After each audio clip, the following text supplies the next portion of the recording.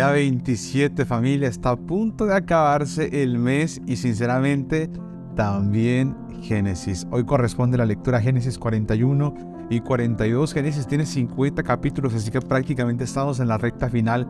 Te motivo a que no le sueltes, estamos lográndolo definitivamente.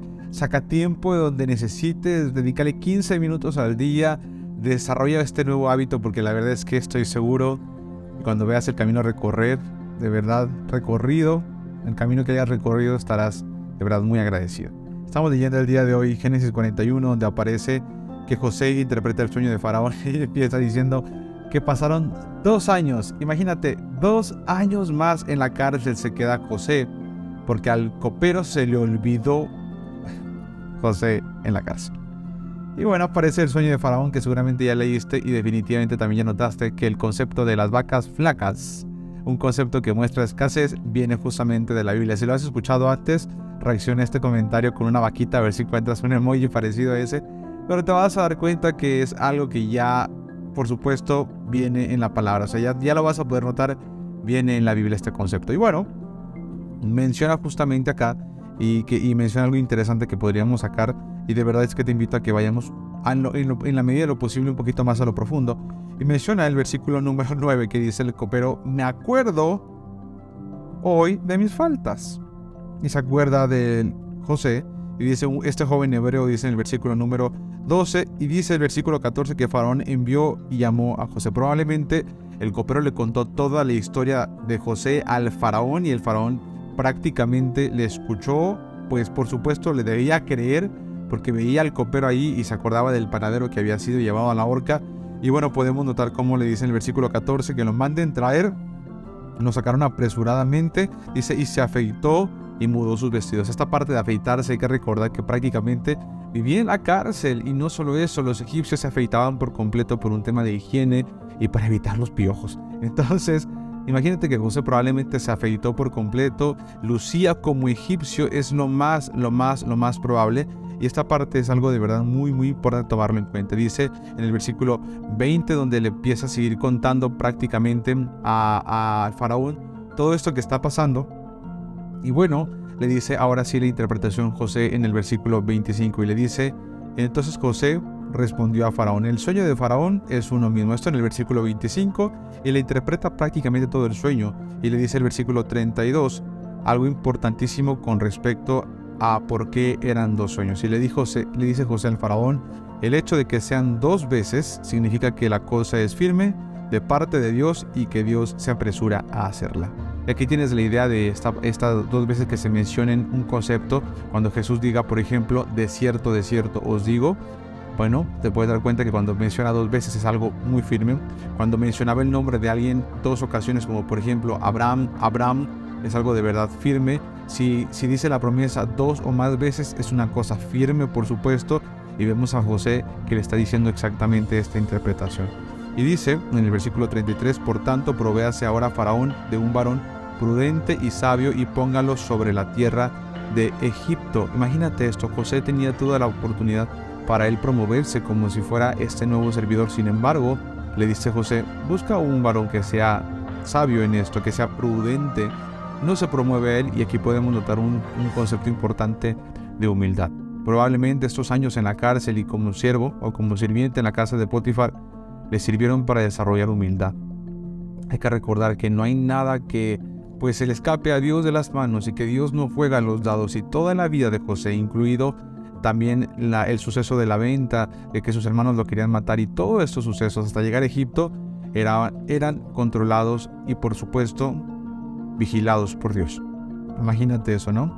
Y bueno, termina y dice que el asunto le parece bien al Faraón y le dice prácticamente: ¿acaso hallaremos a otro hombre como este en quien está el Espíritu de Dios? En quien esté el Espíritu de Dios. Esto en el versículo 37.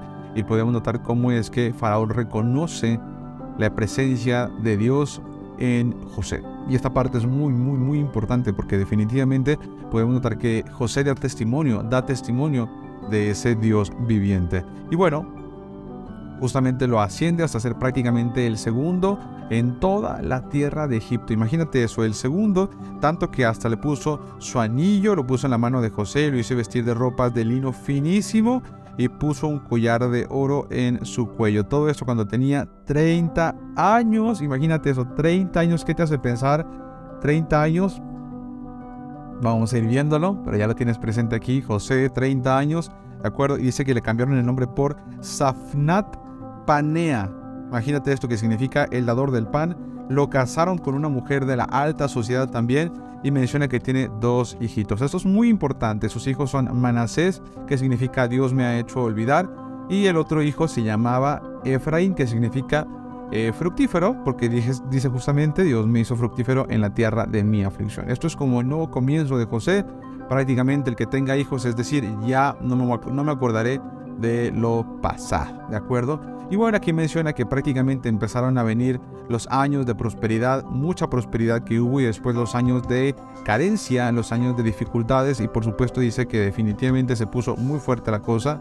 Y el faraón decía, conflicto, alimento, lo que sea, vaya con José, no había más tema.